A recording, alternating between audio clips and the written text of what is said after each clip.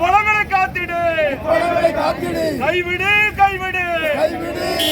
கப்பல் கட்டும் திட்டத்தை கைவிடு பல நிலங்களை அபகரிக்காதே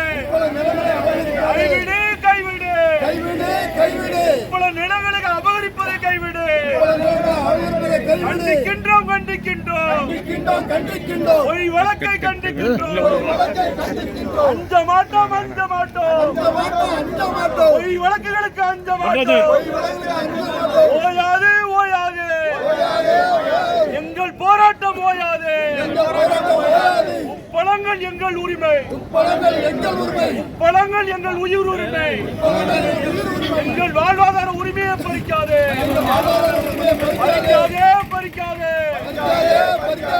பல தொழிலாளர்களே அடிக்காதே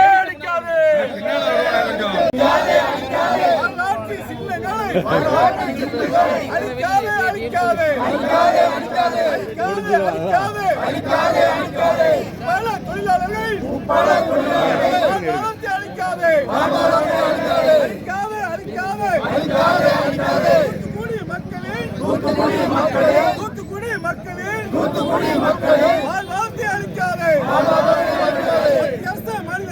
மத்திய அரசு கைவிடு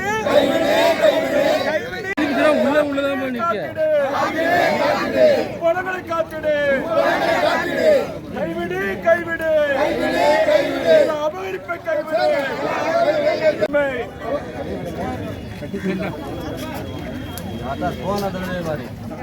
முக்கியமான ஆட்கள் வாங்க. பெட்டிஷன்ஸ் நீங்கள் எவ்வளோ பெட்டிஷன்ஸ் கலெக்ட் பண்ணிங்களோ நீங்களே வச்சுருக்கீங்க. எத்தனை எண்ணி கொடுங்க, அத்தனைக்கு நம்ம அக்னாலஜ்மெண்ட் எல்லாம் போன தடவை பண்ணி ரெடி பண்ணி கொடுங்க. ஒரே சரிக்கா, ஓகே. அப்போ இவங்களை கூட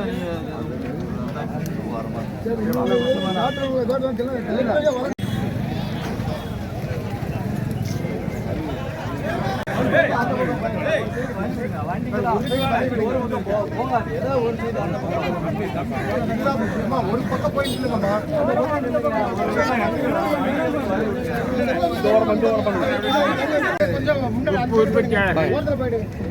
தொடர்ச்சியான முறையில் அரசுடைய அனைவருக்குமே முதலமைச்சரிலிருந்து அனைத்து துறை அமைச்சர்களுக்கும் ஆட்சித் தலைவருக்கும் சப்கலேட் உட்பட எல்லாத்தையுமே நேரில் பார்த்து பேசியிருக்கோம்.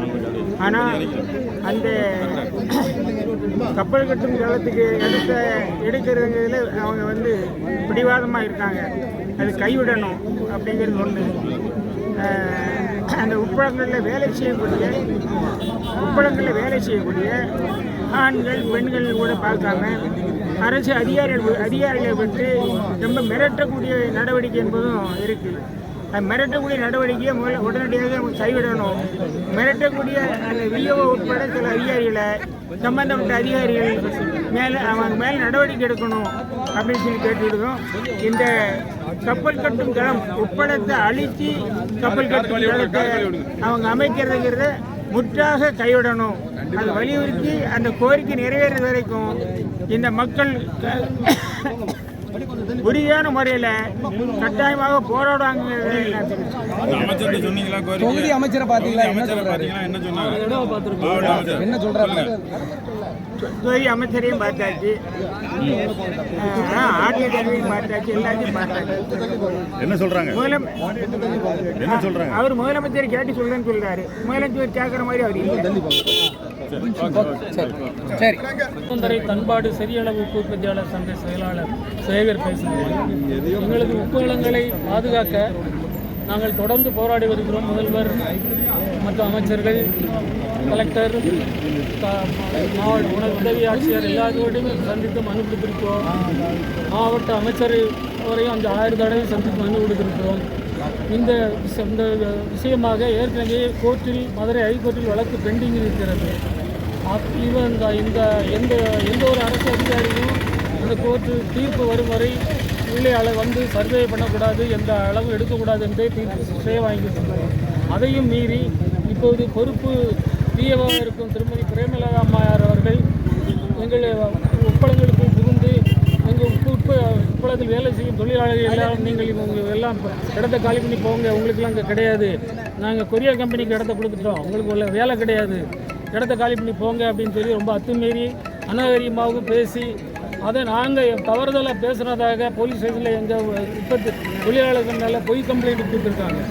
அந்த பொய் கம்ப்ளைண்ட்டை வாபஸ் வாங்கணும். அரசு அது மேலே அந்த அம்மையார் மேலே நடவடிக்கை எடுத்து அந்த அம்மையாரை வேறு எங்கேயாவது மாற்ற சொல்லுங்க. அந்த அம்மையார் இருந்தால் நிறைய பிரச்சனைகள் வரும், சட்டம் ஒழுங்கு பிரச்சனைகள் ரொம்ப அதிகமாக வரும். ஆகவே அரசு இந்த விஷயத்தில் மிக அதிகமாக துரிதமாக செயல்பட வேண்டும் என்று கேட்டுக்கொள்கிறேன். இல்லை, அமைச்சர் ஸ்ரீநாத் வந்து அன்னைக்கு வந்து கப்பல் கட்டுதளத்தோடு நல்ல முடிவு எடுக்கப்படும் சொல்லியிருக்காப்புல. ஆமாம், அவங்க கருத்து என்ன சொல்கிறேன்? அமைச்சர் ஸ்ரீநாத் வந்து எங்கள் உப்பளங்களெல்லாம் பார்வையிட்டு இப்படி ஒரு இடங்களே அழைக்கணும்னு நினைக்காங்க. முடியாது, நான் மேலே சொல்கிறேன், தலைவர்கிட்ட சொல்கிறேன், சொல்லி இந்த உங்களுக்கு பாதுகாத்து தரேன் அப்படின்னு சொன்னார். 4-5 தடவை நாங்கள் போயிருக்கோம். இப்போ சமீபத்தில் போன வாரம் கூட பார்த்தோம். உங்களுக்கு ஒரு நல்ல முடிவே வரும், கவலைப்படாமல் போயிட்டு வாங்க அப்படின்னு. நாங்கள் முதல்வர் சந்திக்கிறதுக்கு எங்களை கூட்டிகிட்டு போங்கன்னா, இல்லை நான் சொல்லிவிட்டு ஒரு 10 நாளில் கூப்பிட்டு போகிறேன் அப்படின்றது. இல்லை, நல்ல முடிவு வரும்னு ஒரு பக்கம் சொல்ல, இன்னொரு பக்கம் அதிகாரிகள் வந்து தொடர்ந்து அதற்கான பணிகளை செஞ்சுக்கிட்டே இருக்காங்க. ஆமாம், இது வந்து எப்படி பார்க்கிங்க நீங்கள்? இல்லை, இது வந்து நாங்கள் யாரை நம்புறதுன்னு எங்களுக்கு தெரியல. அமைச்சர் சொல்கிற வார்த்தையை நம்புறவா இல்லை அதிகாரிகள் செய்கிற இதுகளை நம்புறதானே எங்களுக்கு தெரியல. நாங்கள் ரொம்ப மன வேதனையில் இருக்கோம். மக்கள் வந்து கொதிச்சு போயிருக்காங்க. மொத்தம் எத்தனை ஏக்கர் எடுக்கிறாங்க, எவ்வளோ பாதிக்கப்படுது? மொத்தம் இப்போ சப் கலெக்டர் சொல்கிறது, சும்மா வெளியே சொல்கிறது 1600 ஏக்கர்னு தான் சொல்கிறாரு. ஆனால் 3000 ஏக்கர் அவன் சொல்லி முடிக்குதுப்பா. மொத்தம் 3000 ஏக்கர் எடுக்க போகிறாங்கன்னு சொல்லி ஜூனியர் இடங்களில் இவரே பேட்டி கொடுத்துருக்காரு. முதல் கட்டமாக 1700 ஏக்கர், 2வது 1700 ஏக்கர். அதாவது முத்தியாபுரத்திலிருந்து பழைய காயல் வரைக்கும் புறம்போக்கு இடம், கவர்மெண்ட் லீஸ் லேண்டும் பட்ட இடம் எல்லாத்தையுமே எடுக்க போகிறோம் அப்படிங்கிற மாதிரி தான் அவங்க எடுக்காங்க. சமீபத்தில் பழைய காயல் ஏரியாவிலையும் போய் சர்வே பண்ணி இந்த வேலைகளை அவங்க செஞ்சுக்கிட்டு இருக்காங்க.